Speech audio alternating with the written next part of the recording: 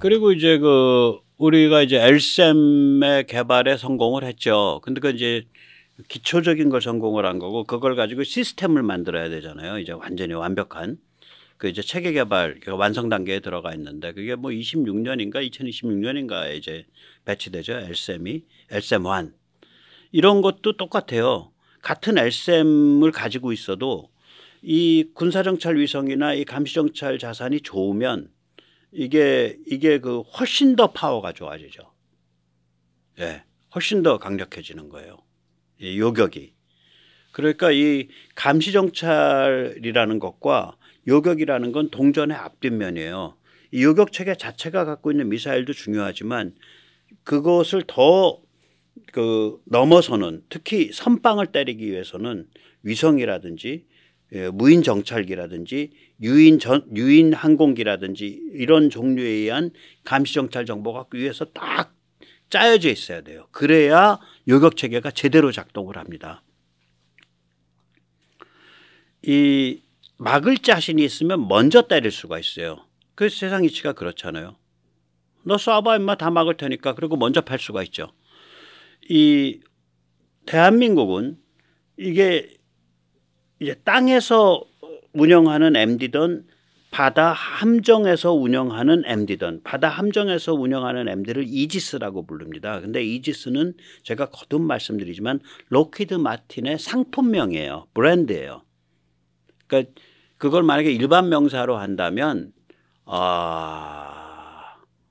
그러니까 Sea-based Missile Defense 혹은 Maritime Missile Defense 이 정도로 얘기를 해야 될 거예요. 이 둘 다를 풀세트로 국산화하고 있는 유일한 나라예요. 이스라엘도 국산화가 아니에요. 제가 거듭 말씀드리지만 이스라엘의 MD 시스템을 구성하는 에로 시스템이나 혹은 다윗 슬링, 다윗의 돌팔매 시스템은 미국의 합작으로 만들어지고 있어요.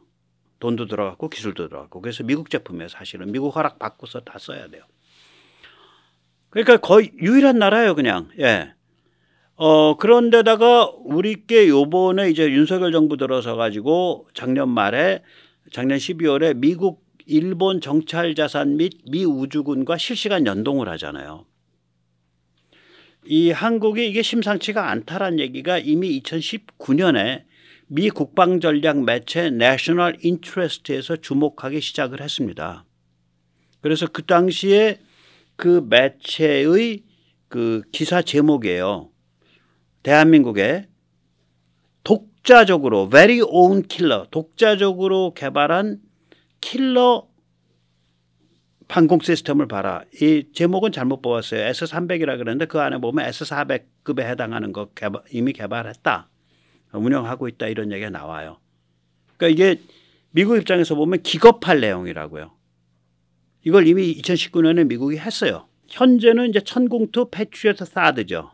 패트리어트와 사드는 미제고. 그런데 이제 우리가 2020년대 후반, 2025년, 2026년 이렇게 되면 이제 확 지금보다 한 3기업이 더 올라가요. 일단 LAMD 적어도 요격체계가 저게 2027년 정도, 6년 정도면 저게 들어올 겁니다. 10km 이하짜리. 그 다음에 LSAM-1이 들어오죠. 예, 그 2026년인가가 체계 개발 완성 목표거든요. 그 다음에 2025년부터 해상 이지스의 미제를 일단 갖다가 쓰기 시작하잖아요. SM-6 미사일을. 그리고 아마 2028, 9년쯤 되면 국산 함상발사 요격 미사일이 나올 거예요. 이걸 제가 왜 그렇게 보냐면 우리가 이제 그 차기 구축함 있잖아요. KDDX. 그 현대중공업이 그 방사청에 그 스파이질 해가지고 자료 뽑아서 지금 문제도 있는 거. 그래서 현대중공업이 설계를 했죠. 그 짓을 해서 그 설계 용역을 따서. 근데 이제 국산 함상 미사일 그 KDDX가 아마 국산 레이더의 국산 함상 미사일로 갈 수가 있어요, 이게.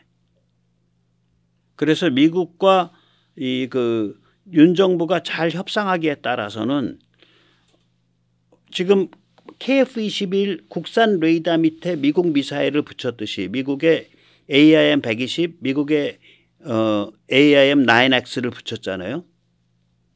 그렇게 붙였듯이 똑같이 KDDX의 국산 레이더 안에 미국의 미사일, 요격 미사일 SM-6도 붙이고 국산 미사일도 붙이고 이렇게 될 수가 있어요. 이게 국산 요격 미사일도 붙이고 아마 그렇게 갈 가능성이 있고요. 지금 한국의 국격이 올라가고 있고 한미 동맹이 강화되고 있는 거 보면 미국이 아마 그것까지도 오케이 할 가능성이 저는 뭐 작게 보면 49%, 많이 보면 한 60% 있다고 생각을 합니다. 예, 그러게 되기를 바라고요. 예, 윤 정부가 잘 그 물꼬를 터주기를 바랍니다. 그러면 무슨 얘기가 되냐? K 이지스가 되는 거예요. 록히드 마틴의 이지스와 쌍벽을 이루는 K 이지스의 물꼬가 트이는 거예요. 그게. 그 다음에 2030년대 이제 전반기에 추가되는 게 천공3 이게 이제 2034년으로 계획돼 있고요. LSM2 이게 2035년이죠. LSM2가 되면 사드보다 좀 더 나을 거다라고 얘기를 해요. 지금 사드보다. 물론 사드도 또 진화하겠죠. 그 다음에 이제 국산 함상발사 요격미사일 버전 2가 되겠죠. 그때쯤 되면 함상발사 요격미사일이 뭐 한 종류 좀 더 추가되겠지. 그래서 전체적으로 두세 종류가 되고 그러면 이게 주르륵 더해보면 지금 셋 2020년대 후반에 넷 2030년대 전반에 셋 그래서 이게 10겹짜리가 되는 거예요. 10겹짜리 10겹살 오니까 제가 8겹살이라고 하는데 좀 섭섭하게 계산했더라고. 아니에요. 자, 그런데 이제 감시정찰 정보라는 거는요. 아까 이제 제가 그 요격 시스템 얘기했지만 요격 시스템 똑같아요. 요격 시스템 안에서 자체 레이더를 갖고 있지만 그 위에 위성서부터 쫙 그 감시정찰 정보가 그 하늘 덮개를 이루어주면은 요격 시스템이 날아요. 그냥 날아. 그럼 요격 시스템이 난다. 미사일이 좋아진다. 이 얘기는 뭐가 되겠어요? 먼저 팔 수 있다 이거지. 거기다 감시정찰 정보는 뭐 상대방의 그 미사일 발사 징후만 감시정찰하는 게 아니라 상대방의 타겟이 될 만한 거 모두를 다 감시정찰할 수 있으니까 먼저 팔 수 있게 되는 거예요. 이게 이제 우리가 감시정찰 정보가 아주 빠른 시간 안에 7종 자산이 되는데 일단 요번에 이제 425 위성 올라가기 시작해서 그게 줄줄이 올라가죠. 총 5개가. 그 다음에 올해 저도 이거 깜짝 놀랐어요. 이렇게 빨리 왔나 그래요. 그것을 굉장히 깜짝 놀란 거예요. 올해 이제 초소형 사 군집위성이 이제 물꼬가 트이는데 저게 일종의 막 찍어내는 물건이에요. 대량 생산의 염가예요. 생각을 해보세요. 하나 올리는데 저기 팔컨 9 스페이스X의 미 우주군 기지에서 올리면 미국이 협조를 해주니까 거기서 올려가는 거거든. 하나 올리는데 불과 언제든지 쏠 수 있고 그 올라가는 로켓은 뭐 팔컨 9은 뭐 무시를 올라가고 있으니까 언제든지 쏠 수 있는데 하나 올리는데 기껏해야 뭐 50만 달러? 5,000불, 키로당 5,000불, 100kg 50만 달러, 6억 5천이네. 하나 찍어내는데 대량으로 찍어내면 저거 한 100억, 200억이면 될 텐데 그러면 106억 5천이네. 저거 100개 올라가 봐야 1조네. 40개 올라가면 4천억 플러스 6억 5천 곱하기 40이니까 한 300억, 뭐 200, 한 7, 80억.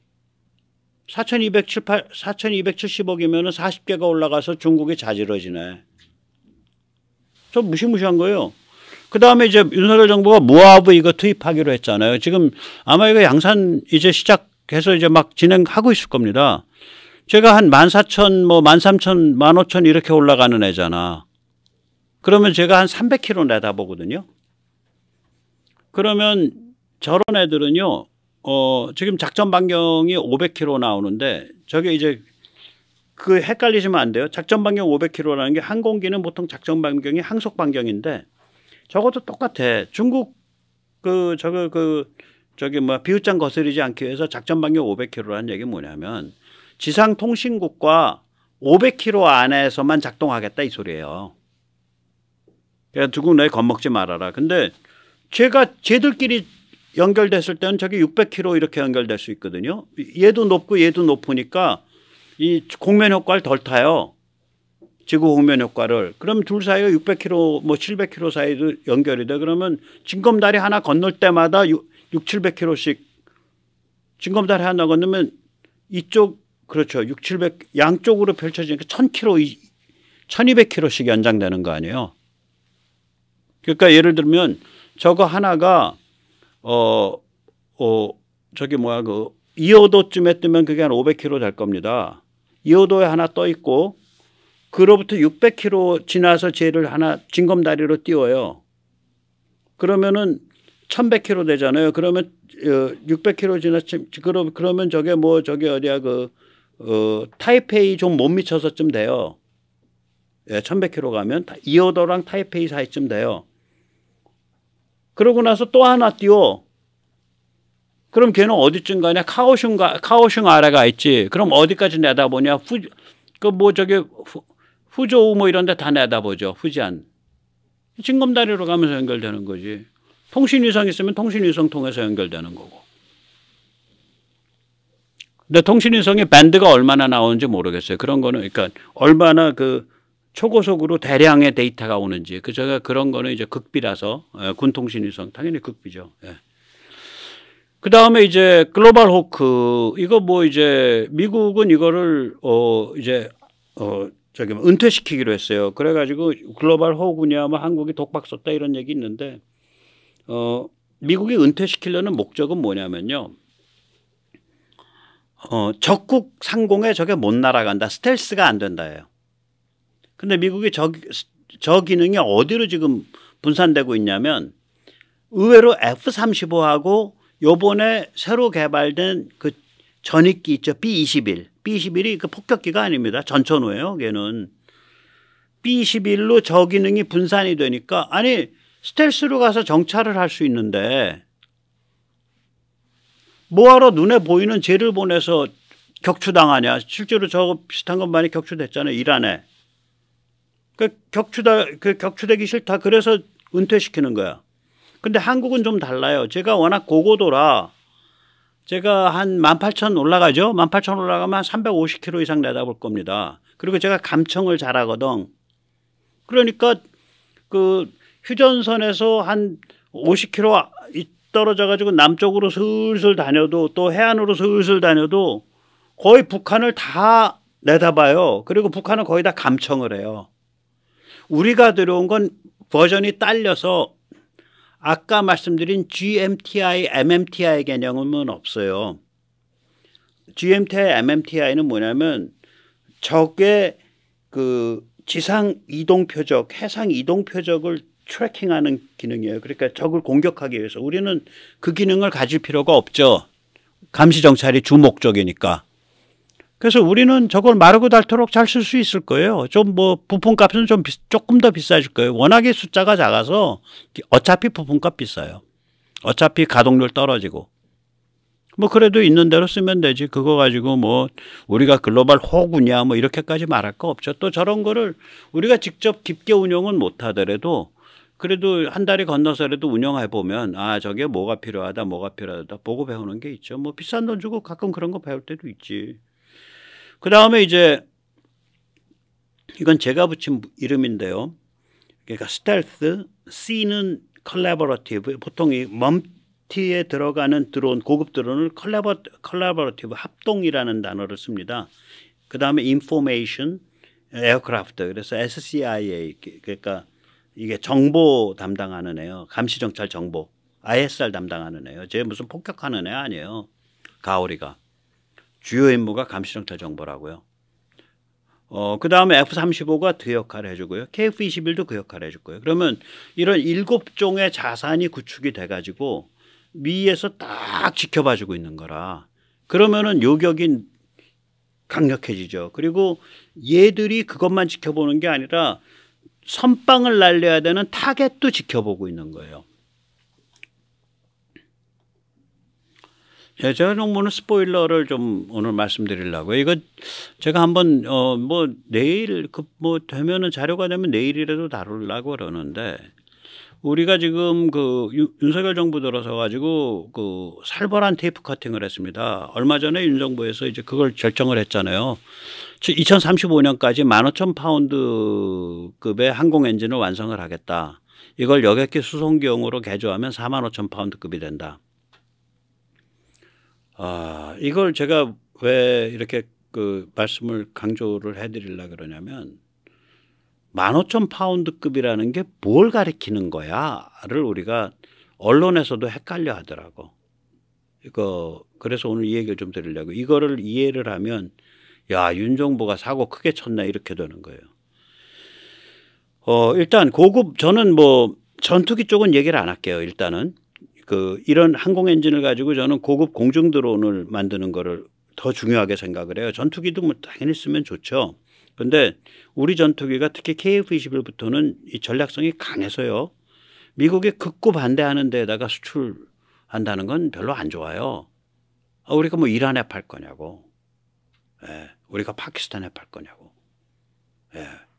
그래서 우리는 그러니까 전투기, 유인 전투기는요.